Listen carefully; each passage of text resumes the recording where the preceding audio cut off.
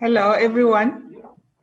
A very warm welcome and good afternoon from the University of Pretoria here in South Africa.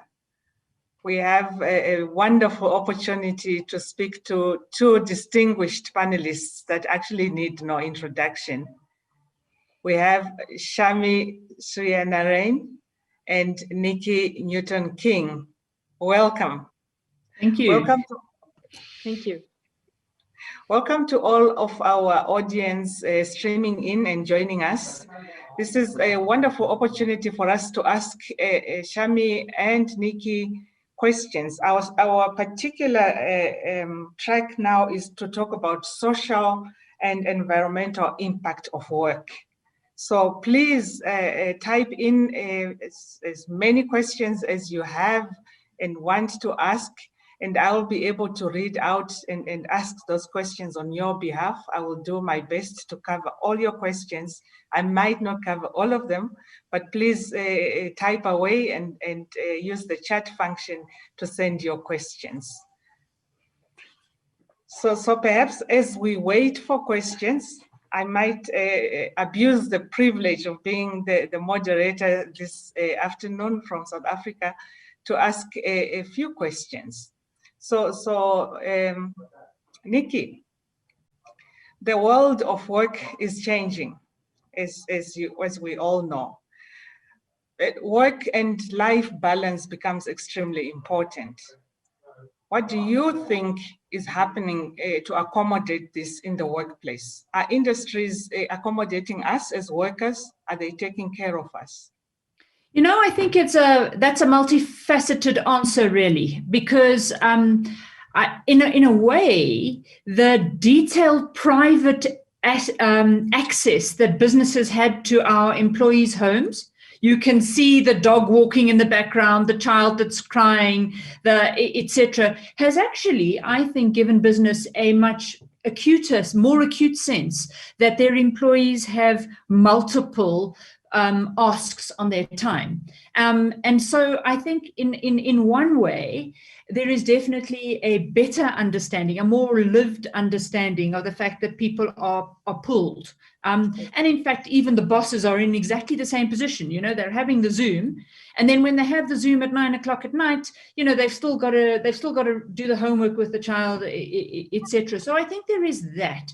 I think so. I think there's a realization. I think the stronger realization, interestingly enough, is at the psychological level of the pain, the health pain, the emotional pain that employees are going through. And I very much see my colleagues talking in terms of interventions to try and address these things. So I think from a work-life balance, we've had to sort of have a reality check about what does this time mean. And I think I hope we will take the benefits and of that insight, the deeper caring for what's happening, as something we carry forward, and that we don't then just, as soon as we're back at work, revert to, you know, if you're not seen 100% of the time, you're not a full employee, you know, you're not fully committed, etc.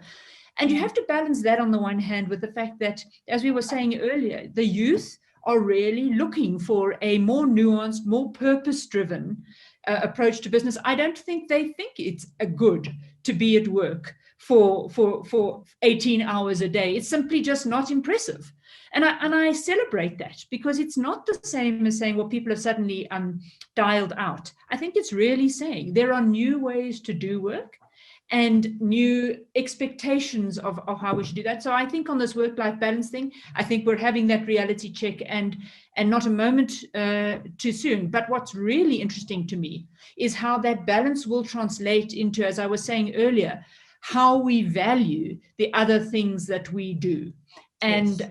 And I think therein lies some of the magic that could come in building a much more caring, much more socially aware society. Thank you so much, Nikki. Shami, what is impactful work? Gosh, that's a really big question. I mean, I tend to echo what Nikki's saying a little bit. I think in today's world, especially with the pandemic, we've seen so much that is labeled essential work, right? And we've seen it as some of our least protected and least paid work.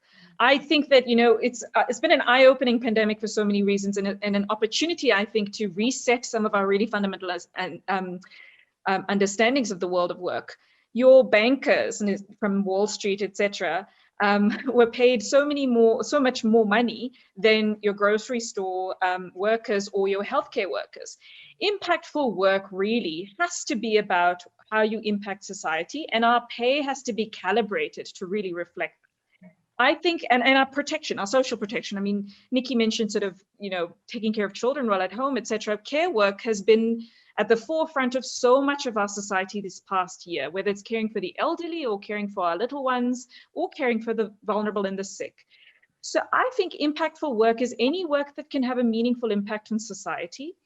I think what's unfortunate is that our institutions, whether they're education institutions, skilling institutions, the workplace, do not recognize that in the form of the wages that we pay or even the titles that we accrue. I mean, many of us that are mothers have to explain away the absence during, you know, the time that we have to take care of our children.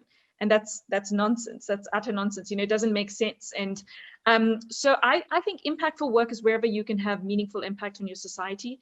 As someone who works for Harambee, that is an advocate for young people make a huge impact. I mean, we as Harambee, for example, work with young people on a daily basis who volunteer to take care of the vulnerable in their homes, to either get groceries for those that have been sick during the lockdown, etc. And so that is impactful work. Millennials will say that they want more impactful work. I think there's both a desire for purpose in work, but I do think what we need to flip as the older generation is to really turn our institutions to recognize and value impactful work wherever it happens, even if it means that we need to pay people more and adequately. So I would say impactful work exists all around us. I just think it's up to us to actually value it a lot more. Thank you very much, Shami. Nikki, what would you say a project needs to have to be qualified as having an impact? You know, well, firstly, good projects need to be conceived with the ultimate impact and in mind. And I think it needs to be designed with people, not for people, with people that are going to be impacted. So I would be crowding in the very people I'm trying to design a solution for, so that they co-design. I think you've got to. I think good projects have you know, very tight understanding about whether, you know, what matters. And I think we're going to have to weave in the what matters calculation the social impact of what we do. And so rather than just, you know, could I deliver it as quickly as possible for the lowest possible cost? Yes, of course, cost is important. Yes, of course, time is important. But if you can get something that is impactful at the same time, properly impactful at the same time, in the sense that it is valued by those that are going to use it at the end of the day, then I think that is how one really needs to be looking at projects. But the design of the thinking of that, really, I think we haven't as business done well enough thinking about that crowding in point, the democratization of participation. You know, we were talking earlier about the fact that technology has allowed us to bring people from all over the world together to have a single conversation. I think we have tended in business to think about people we know and we get them to help us work on something, you know what I mean? But if we consciously say, have I got enough different voices around the table? Have I got people who are going to think differently? Once we start to think like that, we will find that our ability to solve the most complicated problems will become much easier, because we have lots of different perspectives around the table. Much more hard to manage that, I think, when you have lots of different perspectives, because you're being challenged by people who can make a legitimate contribution. But I think that once we start to think like that, we will really broaden the robustness of the solutions, and I think actually open our minds to solutions that are needed for things we never knew were problems, because now all of a sudden we've got different people around the table saying, I know you're trying to solve for that one, but actually the bigger issue is something else. And I'm very excited about that as a possibility, and the fact that those sorts of conversations are so opened up by these by technology today. Mm. Thank you so much, Nikki. Shami, a question specifically to you is that earlier you were talking about partnerships and between state producers, workers, and so on. How should this work better? Gosh, such an important question, because Harambe's mantra is solving youth unemployment through partnerships. We believe that you can't do it alone. I mean, I've been quoting this phrase from Parag Mehta, the Center of Mastercard Inclusive Growth.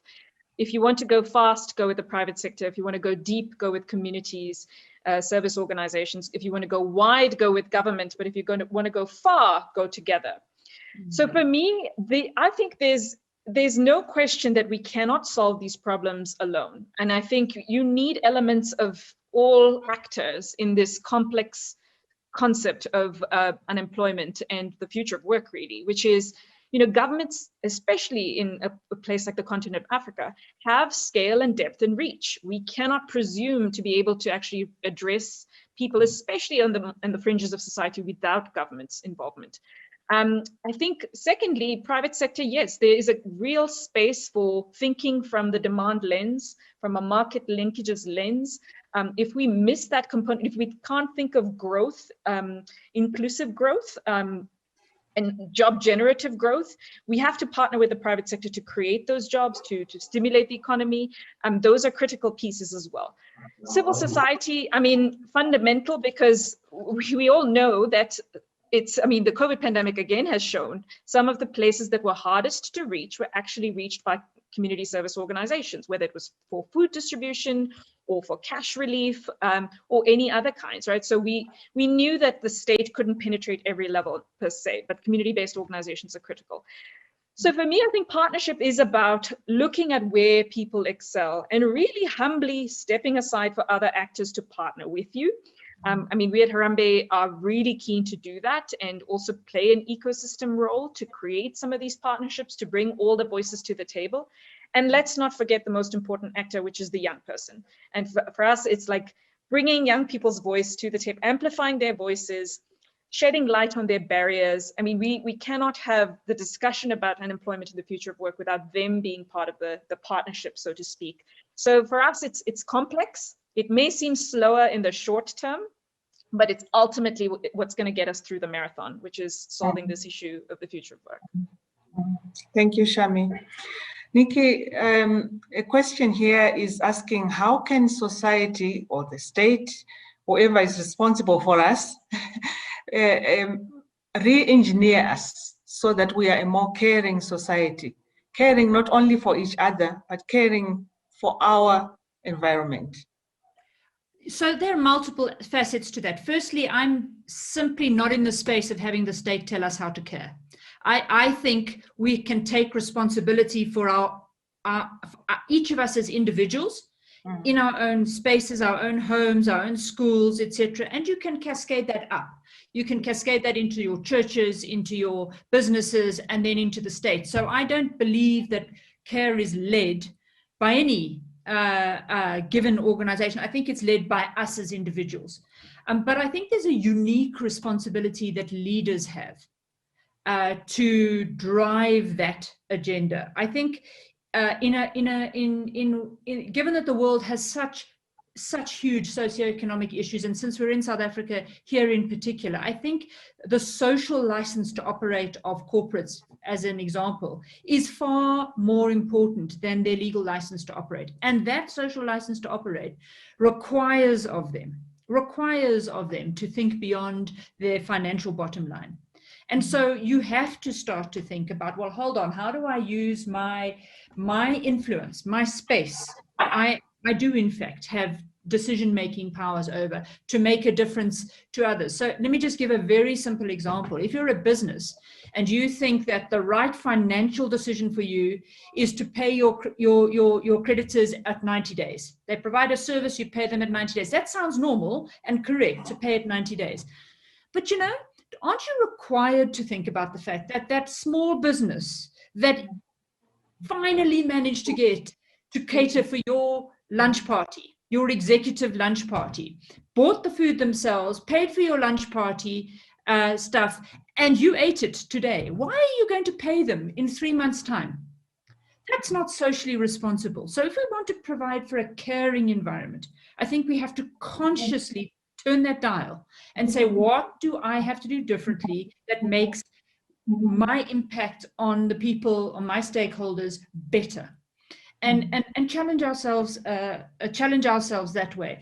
And you know, to be honest, I think that is completely aligned with what we've heard today about purpose and the youth wanting that. They are our stakeholders of the future. They are our employees of the future. They want to work with people who are going to care for the broader environment and society differently. And so I've just used an example in finance, but you can use a number of different examples to prove that point. And so I suppose I would come back to the fact that we can set regulation. We can wait for government to write the law. We can wait for the stock exchanges to say companies can't be listed unless they do that.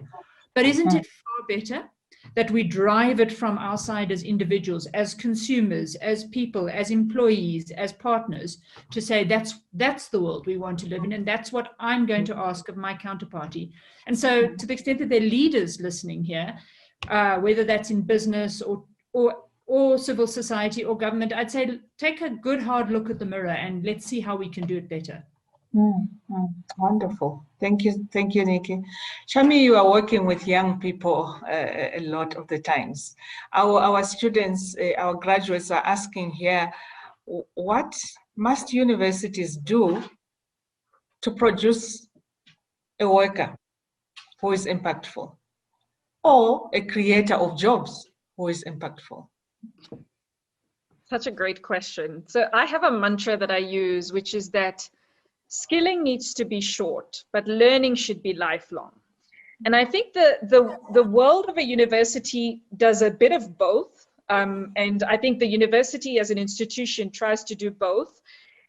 For skilling, I would tell the university and the university students, find the cheapest, shortest, fastest way to getting income, because it's important. Lots of people are broke, and it's not easy to just be on a lengthy qualification to get a job, etc. in 5 years' time. Many people don't have that luxury.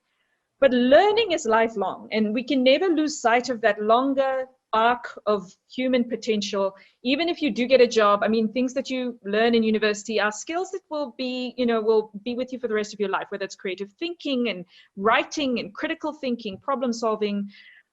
So I think there's two components to that, right? So there's skills that can get you a job that should be demand relevant. So things that are in high demand, jobs that are happening right now rather than outdated qualifications.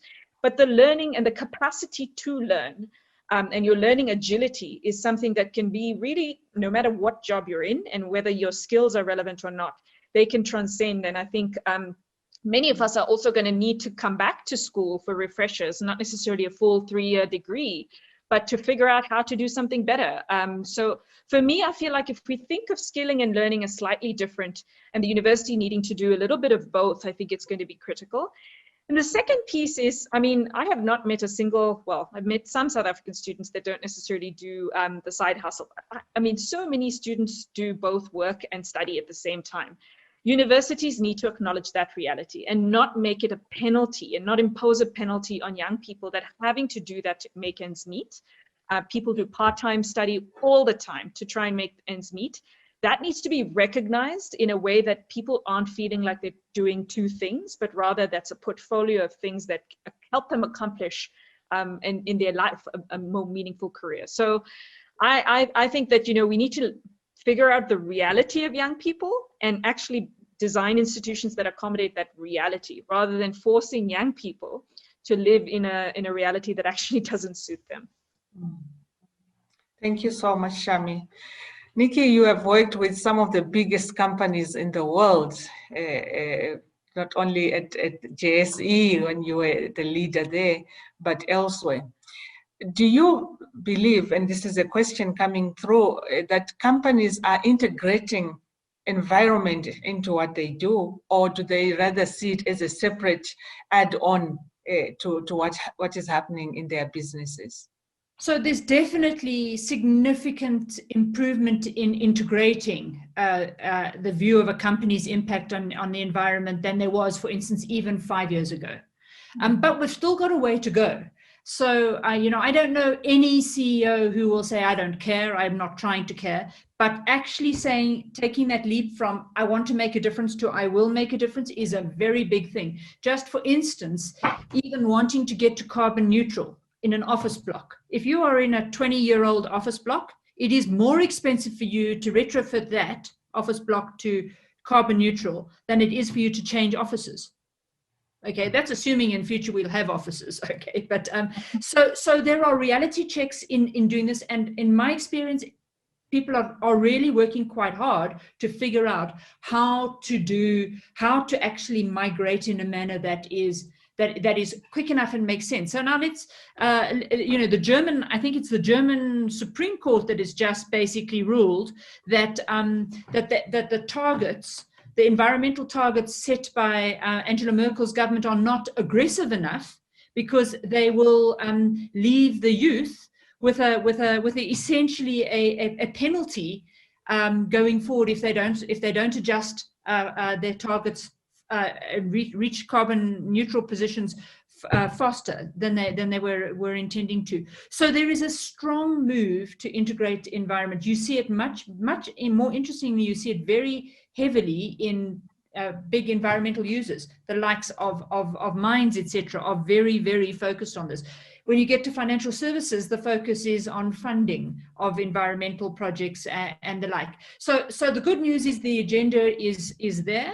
There is a definite push towards being more integrated in this approach, but the answer on this has to be there will be better movement if, as stakeholders, we put companies under pressure. You vote at an AGM if a bank hasn't done enough in relation to their green funding. You don't support products that are produced by companies that don't care, etc. We've got to make it cost if we want companies to take it even more seriously than they do. So it's happening, but it's not happening at a universally same rate.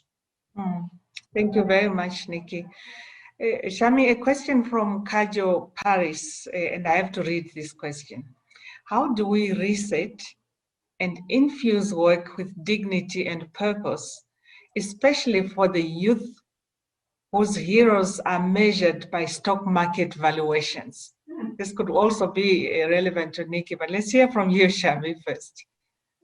I mean, what a great question, right? I think, fundamentally, I think we're sort of at odds in terms of what matters in society and what's valued in society, right? So, and I think for me, that is going to be a slow incremental process. You can't just flip a switch and do that overnight.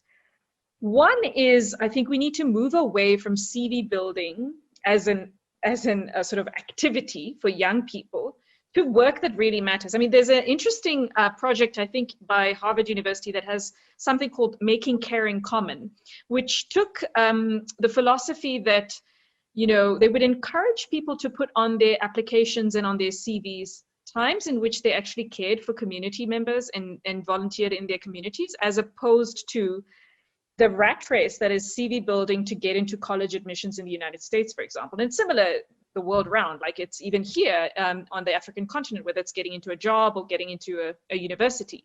It's about listing qualifications, numeric things. It's about things we can put into boxes and forms. And that's, as I mentioned, I think when we spoke on the panel, we have a system of sorting which ranks people from 1 through 20 or 1 through 100 that says this person is on top and the other person's on the bottom. And that's fundamentally flawed, because not only is it debilitating to the person on the bottom, it filters out human potential. I mean, I'll give you a very specific example. When Harambe in the early years did a comparison between matric, people who had passed matric and had poor math scores according to matric, and we mapped it against a score for what we called learning potential.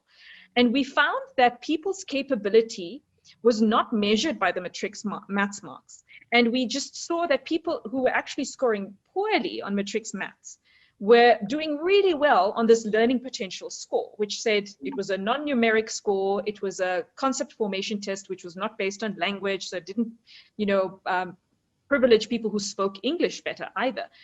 And we've showed this data to a number of sort of entry-level employers to say, you're missing out if you just look at people matrics math marks. And if you just looked at the maths marks, you're going to actually miss out people who are capable and fantastic value add to your organization.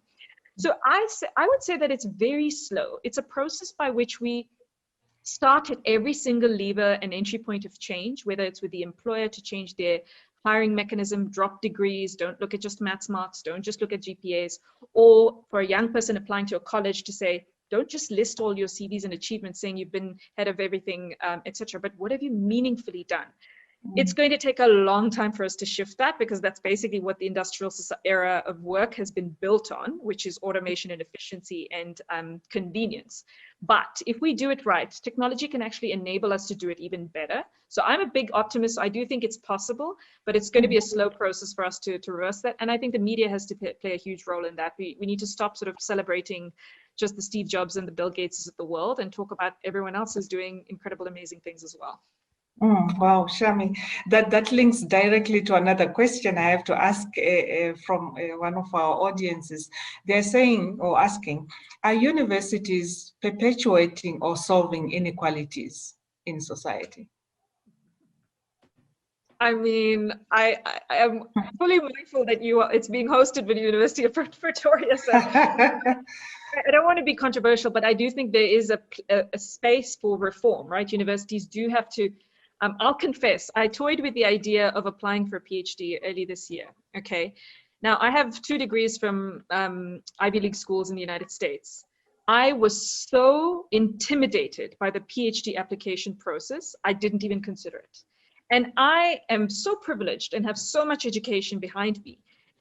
And it's meant to keep people out. I do think universities are about, we have a certain standard and a caliber to maintain, as opposed to let's figure out who best suits and who can add value to, as Nikki was talking about diversity. Diversity means a lot of things. It's also about people who don't fill forms or take tests really well. They can add so much value. So I think universities do have a role to play in that. How inclusive is your application form? Does it say right off the bat, don't consider applying to us if you don't have X, Y, Z?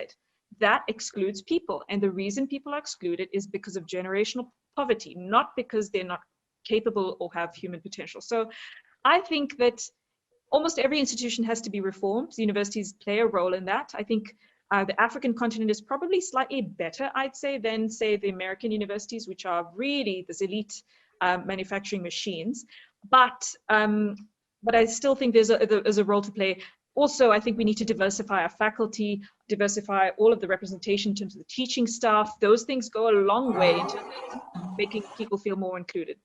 So, Margaret, I would just add, Margaret, that I think universities have to really look long and hard about what they are teaching.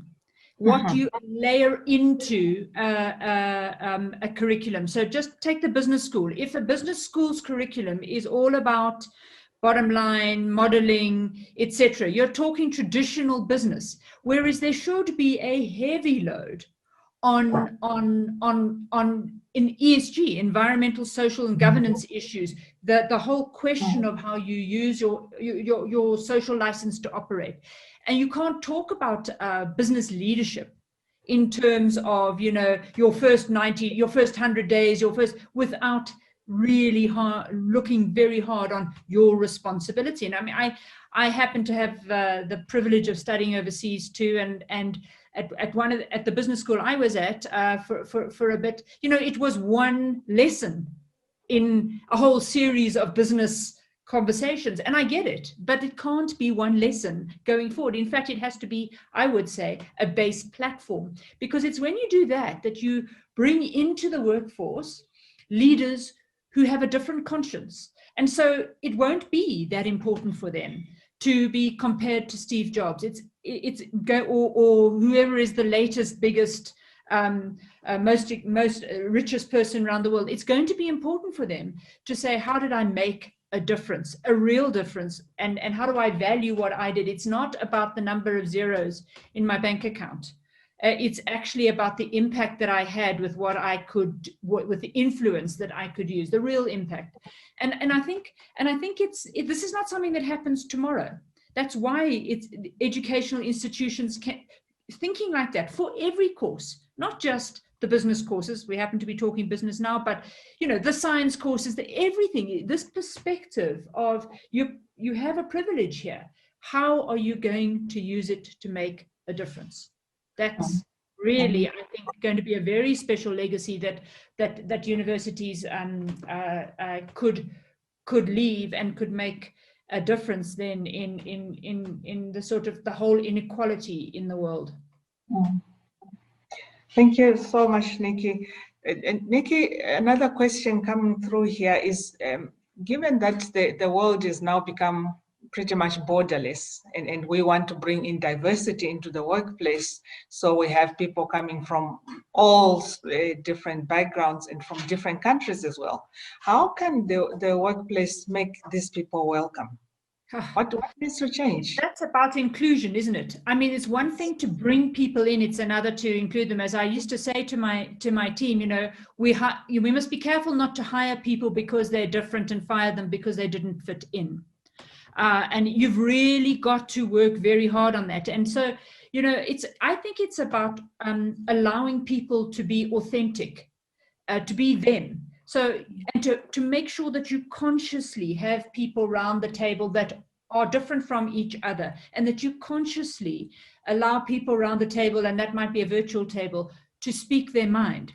Because if what you do is it's uncomfortable to hear an opinion from someone that doesn't think like you. I have 3 law degrees. It's quite difficult for me to deal with physicists because they think completely differently to me. But I needed those people in my business because they were able to drive parts of the business I wouldn't even begin to drive. I had to be conscious of the fact that to make them feel included, I had to allow them time to speak. I had to actually value that and take time to understand. So inclusion needs as much attention as finding people who are different. And part of that is about the softer aspects. Okay, part of that is about meaningful work, making sure that they are given jobs that are appropriate to their skills and qualifications. Part of that is allowing time for them to get to understand the natural dynamics of any workplace that are different. When you've been there for a long time, you sort of know. When you are new, you don't even know where to find the ladies. So you have to be able to. You have to consciously think about this and not just think it's going to sort itself out, because it's scary being a newbie. It's scary being from a minority, from somebody that doesn't have a friend to show you the way.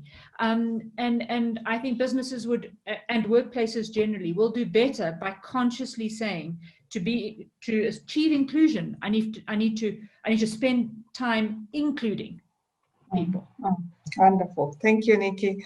I'm being told that we have just about a minute or so. So I just want a last word from each of you, but to take into account a question from Rishabh, a 15-year-old, believe it or not, who is asking, how can we bring about sustainable development? What are industries doing to bring about sustainable development and not to degrade our natural resources? Shama, 50 seconds from you and then 50 from Nikki, please. My maths is a little odd here. Yes. No worries. Thank you, Margaret. Sustainable development, I think, so we need to move beyond. I mean, when someone set up the framing for this, they said 0 emissions. I think we need to move beyond 0 emissions. We need to actually actively not just reduce carbon emissions, etc., in the world, but we need to make, re-greening our world and sustainable development as a core principle. And here's the lovely part of this. This can be a job generator for young people. I believe climate jobs are jobs that can literally drive the African continent. We have so much land, we have so much potential here to both be able to to be the leader in renewables, but also play a role in the greening and in trapping carbon as well. So in terms of our agri and our food chains, we can actually be neutral emission food chains. I think this is actually the future of the African continent in terms of jobs. So I'm really excited about this question. I think we can be a leader. You mentioned the demographic or the digital dividend versus not. I think we have a demographic dividend that we can also tap into to making us a sustainable pillar for the world's economy going forward. Wow, what an optimistic way to end from you, Shami. Over to you, Nikki. Shami's absolutely right. But what makes a difference here is caring that it should be a concern of ours that we develop a future that is sustainable, and leaders have to drive that. Leaders in all spheres of life. Leaders as us as individuals, as us as leaders of civil society, us as leaders of business and government. So that's what's going to make a difference: caring and leadership. Wonderful, wonderful, caring and leadership. Yes, indeed. Thank you so much, Shami. Thank you, Nikki. This was wonderful. I really enjoyed it. I know that there are more questions that had come in that I might not have covered, but thank you to our audience. Thank you for the questions, and good afternoon to everyone. Thank you for the opportunity. Take care, everyone. Lovely to join you. Bye-bye.